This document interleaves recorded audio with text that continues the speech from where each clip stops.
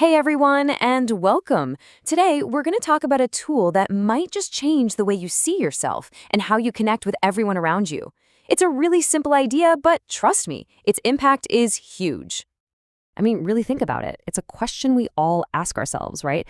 We have this picture of who we are in our heads, but there's always that little question mark. Do other people see the same thing?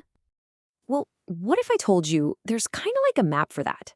A framework that's been around for decades, but is still one of the best ways to explore that gap between who you think you are and who others perceive you to be. It's called the Johari Window. Yeah, it's got a funny name, right?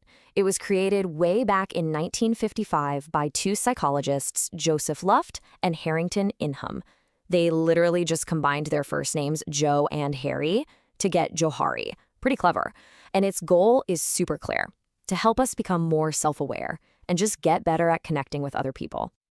So, how in the world does it work?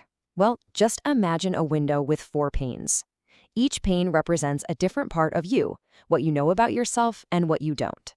Let's break down what each of these 4 panes really means.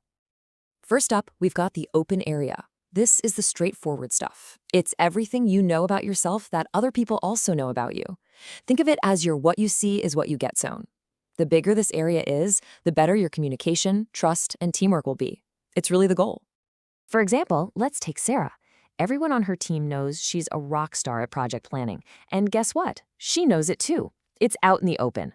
Because of this, her team can count on her, things get done efficiently, and there's no confusion. That right there is a big open area in action. Okay, but what about the things we have no idea we're doing?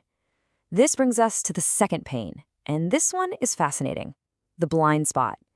These are the things other people see in you, but you are completely oblivious to. It could be a nervous habit or maybe even a talent you don't recognize in yourself. This is where feedback is pure gold. Check out John's situation. He constantly interrupts people in meetings, but he has no clue he's doing it. It's a total blind spot. It's only when a colleague gently points it out that the light bulb goes on for him. Now he knows, and now he can work on it. Without that feedback, he'd just be stuck. Now, pane number 3 is the hidden area. This is the stuff you know about yourself, but you choose to keep private. It could be a secret talent, a fear you have, or a big dream you're not ready to share. And look, everyone needs privacy, but if this area is too big, it can get in the way of building real trust and connection. Priya's story is the perfect example here. She's an amazing designer, but she keeps it on the down low at work. One day, the team is in a total jam, and she finally steps up and says, "Hey, I can do that." Not only does she save the day, but her team now sees her in a whole new light. Trust goes way up. And that brings us to the last, most mysterious pane, the unknown area. This is the really exciting part. It represents the talents, feelings, and abilities that are hidden from everyone, including you. It's not empty space, it's pure undiscovered potential. I love this example. Think about Rahul. Day to day, he's just a regular guy on the team. But then a major crisis hits, and out of nowhere, he becomes this incredibly calm, focused leader. Nobody, not even Rahul himself, knew he had that in him. That strength was just sitting there, in the unknown area, waiting for the right challenge to bring it out. So, now that we get the 4 panes, what's the point? Well, the whole idea is to make that open area bigger. So how do we do that? Luckily, the model itself gives us some really clear steps for making it happen. It really boils down to 4 main actions. First, to shrink that blind spot, you have to be brave and ask for feedback. Simple, but not always easy.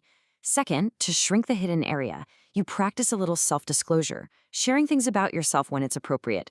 Third, just good old-fashioned self-reflection helps you understand yourself better. And finally, to explore that exciting unknown area, you've got to try new things and step outside your comfort zone. Every one of these actions helps open up that window. Okay, so you might be thinking, that sounds like a lot of work. Why does this even matter? Well, the benefits of having a bigger open area are absolutely massive, not just for you, but for any team or organization you're part of. For a company or a team, the payoff is just incredible. When people are more open, communication gets so much clearer. Trust goes through the roof. Collaboration just happens. It helps leaders really understand their people, and it fuels a much more positive and effective culture overall. And what's in it for you? The rewards are huge. You gain a much, much deeper understanding of who you are. You cut down on misunderstandings, you feel like you can be your true self at work, and best of all, you start tapping into potential you never even knew you had. It's a total game changer. When you get right down to it, it all comes back to this one powerful idea. You see, self-awareness isn't just some solo navel-gazing exercise. When the people on a team actually understand themselves and each other better, the whole team just works better. It's the bedrock of real collaboration. So, as we close out, I want to leave you with a little challenge. Think about it. What potential is just sitting there waiting for you in your unknown area? And what's one small step you can take this week to start finding out? Go explore. You might be amazed at what you discover.